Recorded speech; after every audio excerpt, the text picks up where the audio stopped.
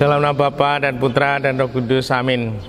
Bu Bapak, Saudari, Saudaraku yang terkasih, kaum muda, adik-adik, salam bantul kasih, berkah dalam. Kembali kita berjumpa dalam renungan harian. Hari ini Sabtu 11 September 2021. Kita akan mengambil dari Injil Lukas bab 6 ayat 43 sampai 49. Yesus menyampaikan wejangan ini kepada murid-muridnya. Tidak ada pohon baik yang menghasilkan buah yang tidak baik, dan tidak ada pula pohon tidak baik yang menghasilkan buah baik.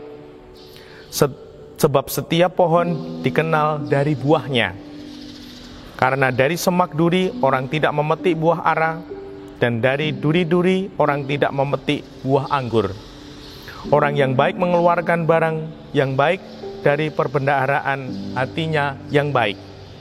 Tetapi orang jahat mengeluarkan barang yang jahat dari perbendaharaan hatinya yang jahat. Sebab yang diucapkan mulut meluap dari hati. Mengapa kalian berseru kepadaku, Tuhan, Tuhan, padahal kalian tidak melakukan apa yang kukatakan? Setiap orang yang datang kepadaku dan mendengarkan sabdaku serta melakukannya, aku menyatakan dengan siapa ia dapat disamakan. Dan itu sama dengan orang yang mendirikan rumah. Ia menggali dalam-dalam dan meletakkan dasarnya di atas batu. Ketika datang air bah dan banjir melanda rumah itu tidak dapat digoyahkan karena dibangun dengan kokoh. Sebaliknya, barang siapa mendengarkan sabdaku dan tidak melakukannya, ia sama dengan orang yang mendirikan rumah di atas tanah tanpa dasar. Ketika dilanda banjir, rumah itu segera roboh dan hebatlah kerusakannya. Demikianlah Injil Tuhan, terpujilah Kristus. Bu Bapak, Saudari, Saudaraku yang terkasih, kita dibimbing Tuhan untuk semakin sadar. Kita menghidupi, menjalani anugerah hidup ini. Semoga terbantu untuk melihat sesama kita. Saya kutipkan. Sebab setiap pohon dikenal dari buahnya. Karena dari semak duri orang tidak memetik buah ara, dan dari duri-duri orang tidak memetik buah anggur. Orang yang baik mengeluarkan barang yang baik dari penderitaan hatinya yang baik. Tetapi orang jahat mengeluarkan barang yang jahat dari perbendaharaan hatinya yang jahat. Orang bisa kita kenal dari buahnya.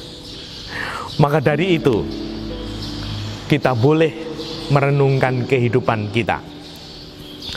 Menjalani kehidupan ini, kita tidak mungkin akan disukai. Tidak mungkin orang suka, semua orang suka dengan kita. Dan kita juga tidak suka dengan semua orang. Benar kan? Kita tidak mungkin disukai semua orang. Dan kita ini juga tidak suka dengan semua orang. Betul? Nah, betul kan?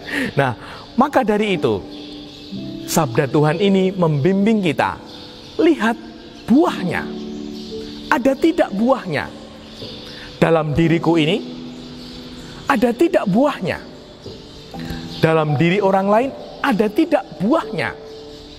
Kalau ada buahnya, bahkan baik buahnya, lalu kita harus menjadi pribadi-pribadi yang dewasa. Menjadi pribadi-pribadi yang sungguh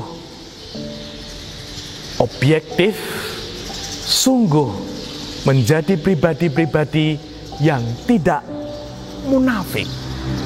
Apalagi pribadi-pribadi yang iri. Jelas-jelas dia pribadi yang bisa berbuah, ada buah karyanya. Lah kok kita tidak suka lalu menjelekkan? Nah, ini kita tidak dewasa, itu iri. Kita tidak bisa mengendalikan diri. Dan semoga kita menjadi pribadi dewasa. Setiap pohon dikenal dari buahnya. Kalau ada buahnya, lalu kita mengatakan buahnya itu tidak baik, buahnya itu gini, buahnya itu, kita menjadi pribadi-pribadi yang tidak objektif, tidak tanggung jawab.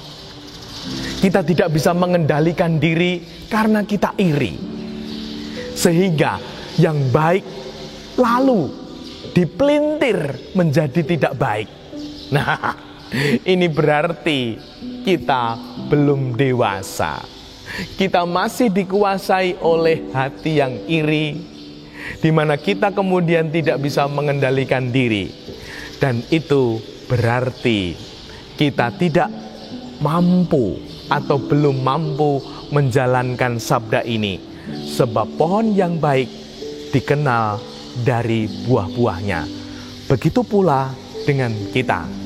Kita akan dikenal dengan buah-buah kita. Dan semoga kita sungguh menjadi pribadi-pribadi yang dewasa, yang bisa mengakui dan menghargai buah karya orang lain. Sehingga kita tidak menjadi pecundang, tidak menjadi pengecut yang iri, kemudian menghasut, kemudian menjelekkan orang. Namun kita menjadi pribadi-pribadi yang dewasa, yang objektif, yang bertanggung jawab. Baik kita katakan baik, ada buahnya, kita akui dan hargai. Kita bisa menghargai, mengakui kehebatan orang lain. Dan kalau seperti itu, semoga kita juga bisa menjadi pribadi-pribadi yang membuahkan karya baik. Sehingga kita akan dikatakan pohon yang baik.